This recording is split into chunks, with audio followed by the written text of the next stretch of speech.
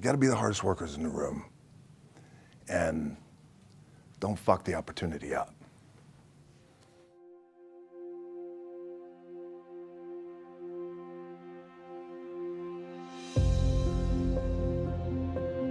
The thing that has worked for me is to remember the hard times. So, and I'm sure you guys all have your processes, and again, I'm gonna tell you what's worked for me.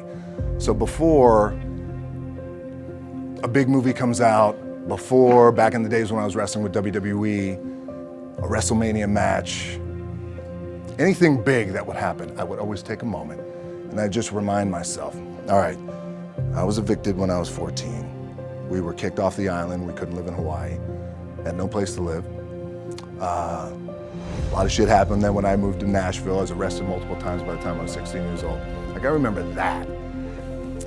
But eventually, and I promise you this, the one thing that will never, ever, ever go away is you get your ass in that weight room and you put in the work.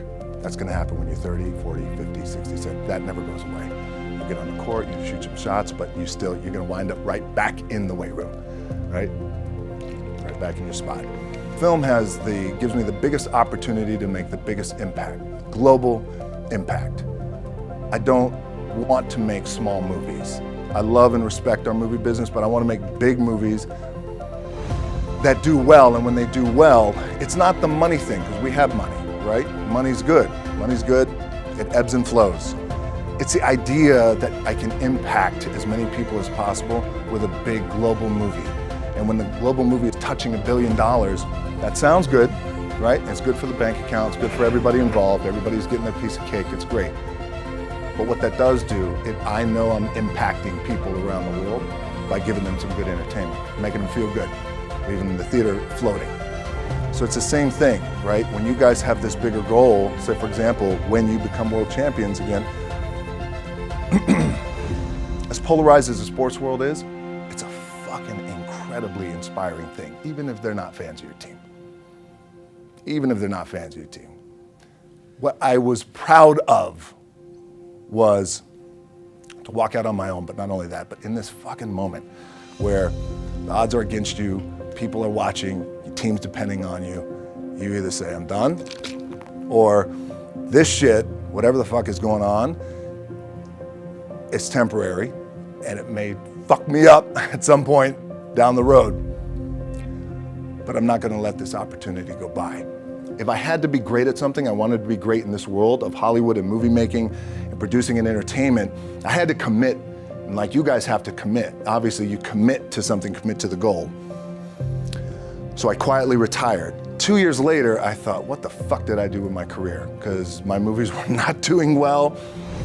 I was written off. It was around 2006, 2007. I was like, God damn. I pulled a Jim Brown. I left when I was on top, like #1 in the wrestling business, and I left. It was a ballsy, gutsy, some call it stupid move, but I had to commit and I had to follow what was in my gut. And at that time, I'll share this with you guys, and Will Smith is my boy, and I sat down at that time with the agency I was with, and they said, what do you want to accomplish? I said, I want to accomplish the world. I want the world, and I want Will Smith's career, and I said, and I mean this respectfully because I know he's here at this agency with us, I want to do it bigger and better. And they looked at me like I had 3 fucking heads, and they were like, okay. But I still stayed focused, and I still had still put in the hard work with my 2 hands, and that's it. And that's what it comes down to with you guys too. You know, look, I appreciate you guys giving me the time. I enjoyed this back and forth, rapping a little bit.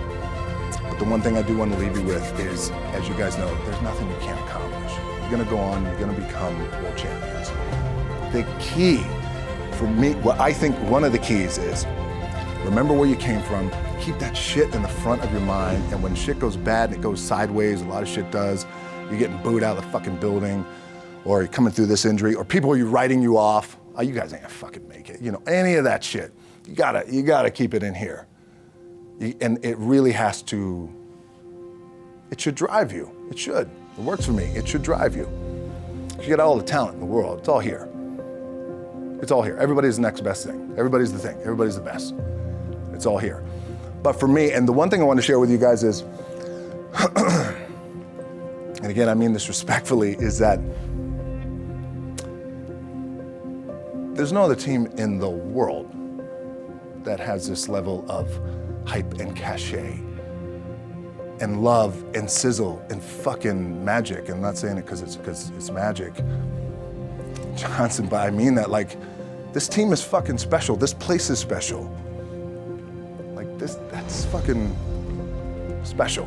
So I would recommend that you remember what was accomplished here in the past, which again, I know you guys do because it's always here. It's always being pumped in your brain. But goddamn, I want to do it better. I'd want to do it better. I don't know how that is, because they even said to me, well, how do you do it better than him? This was in 2006. I said, I don't know, but I do believe there's a better way to do it and a different way to do it. Maybe it's through social media, connectivity, global, I don't know, let me understand the market, all that.